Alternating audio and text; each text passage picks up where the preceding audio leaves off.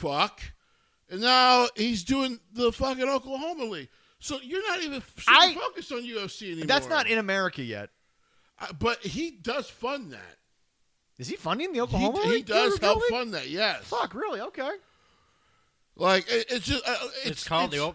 Are you sure that he's funding Well, I don't know if it's the Oklahoma League, but it's basically that Oklahoma drill thing. Yeah. But it's... it's an old... Yeah. But he's one of the major investors in that. So now let's think about this from what I said earlier about WWE being $3 million. Jesse, once again, for some strange reason, TKO is getting mad at the child that's actually producing instead of the one who's the problem child. Well, they keep getting involved in the one that's producing. Well, that's no. Seriously, wrestling internet. I know you're not going to hear this to the level you should. Although, again, $1 on Patreon, 13 cards subject to change. Triple H is not the. He is on every single post on the internet about look at these prices. He's not doing that. It's so ridiculous. They keep using his. I'm like, guys, this is not his call. He doesn't want to do the business side of things. He doesn't. He literally, when they were still WWE, he was going to leave it to his wife and Nick Khan. Yeah. And by the way, the formula worked. Because Nick Khan did not raise prices like that when he was helping Stephanie at the time. I still don't think Nick's the one raising the prices now. It's TKO. It's Mark Shapiro and TKO.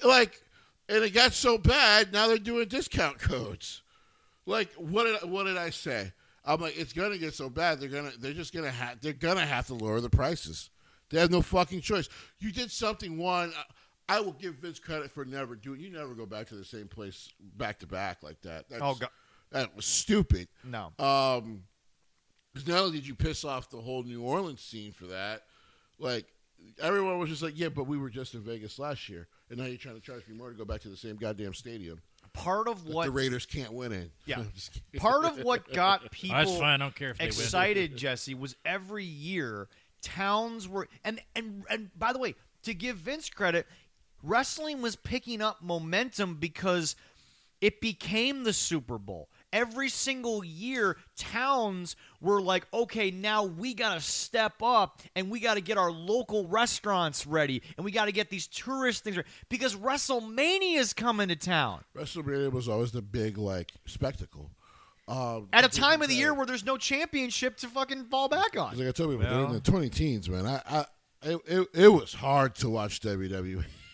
I think this year, next year, really is going to show WWE, hey, you need to go back to the way you were doing it and go into other towns because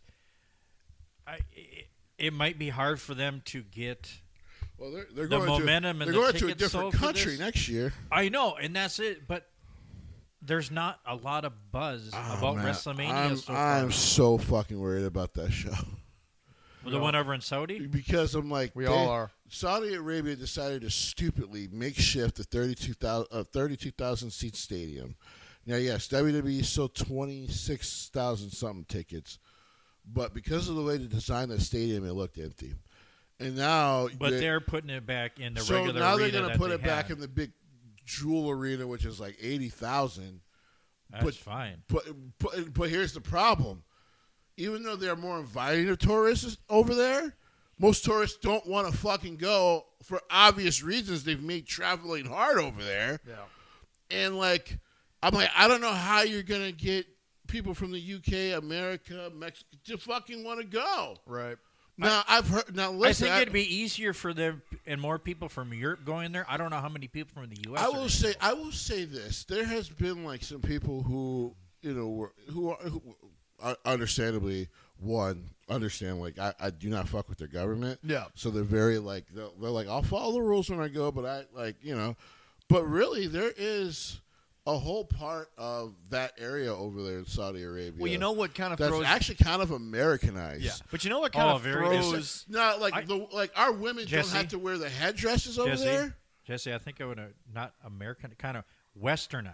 But yeah, that's a better term for that. Well, sure.